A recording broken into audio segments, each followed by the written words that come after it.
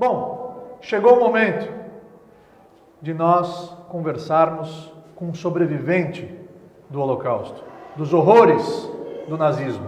Ele que nasceu em 1938 na Hungria, no seio de uma família judia, com a ascensão do nazismo durante a Segunda Guerra Mundial, ele perdeu quase toda a família em campos de concentração na Polônia.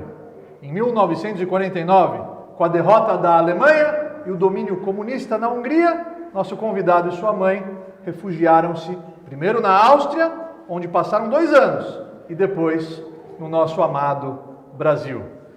Querido Gabriel Waldman, muito obrigado pela sua presença. Ora, o que é isso? Nós vamos conversar um pouquinho sobre o seu passado e sobre o seu presente, porque o senhor é um herói. Seu Gabriel, novamente te agradeço pela sua presença.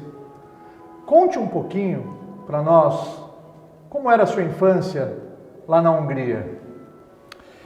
Bom, eu nasci em 1938, lugar errado, data errada, família errada. A minha família era judia, eu nasci exatamente 4 meses depois do Anschluss, que significa a anexação da Áustria pela Alemanha nazista, e 5 meses antes do Kristallnacht, a Noite dos Cristais, famoso Noite dos Cristais, quando pela primeira vez o nazismo mostrou suas garras e começaram a matar pessoas indiscriminadamente nas praças, nas ruas da Alemanha e também nas sinagogas. Pela primeira vez. Foi aí que começou o Holocausto em si, certo? Eu nasci, então, nessa época, nesse lugar e nessa família, tudo errado. Não podia ter nascido pior do que isso. A Hungria já era um país fascista antes disso. O que quer dizer fascismo? O fascismo é uma versão light do nazismo. Eles também eram antissemitas, também eram ultranacionalistas, mas eles nunca na vida podiam ter imaginado fazer um genocídio como os alemães, como os nazistas, sistematicamente exterminar uma raça. Isso não entrou na cabeça deles. Quer dizer, eles queriam matar alguns judeus só para mostrar que são antissemitas, mas nada mais do que isso. Então, eu nasci nessa família, nessa época. Até 1944, nós tínhamos uma vida suportável, digamos assim, suportável.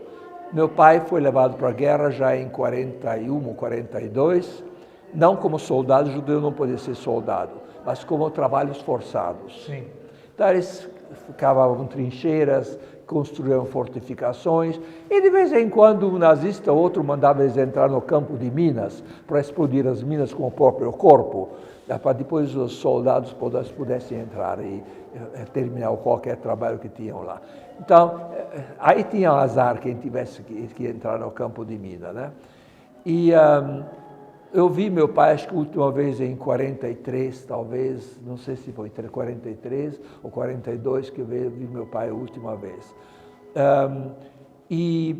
Mas realmente o inferno desabou sobre nós em 1944, quando aconteceu o seguinte: os alemães perderam a Segunda Guerra Mundial praticamente na Batalha de Stalingrado, em 1943, fevereiro de 43. Daí para frente, eles só perdiam tudo. Todas as batalhas, a guerra estava começando a ser perdida naquela época.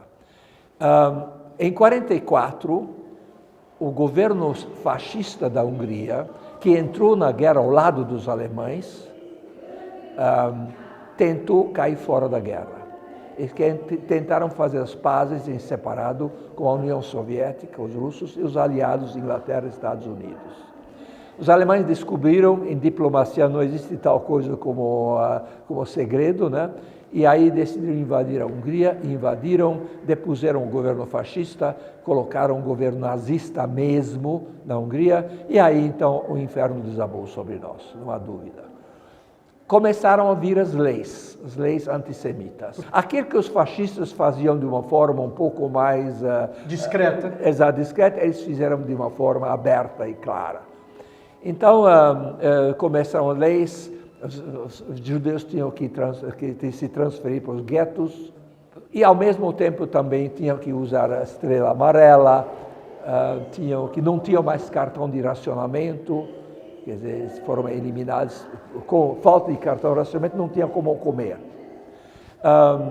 Não podiam ter cargo público, não tinham poder cargo em qualquer empresa, não podiam frequentar nada que é uma vida civilizada exigia, como parques, museus, cinema, teatro, tudo vedado para os judeus. Não podiam fazer nada disso. Minha mãe tinha 3 escolhas.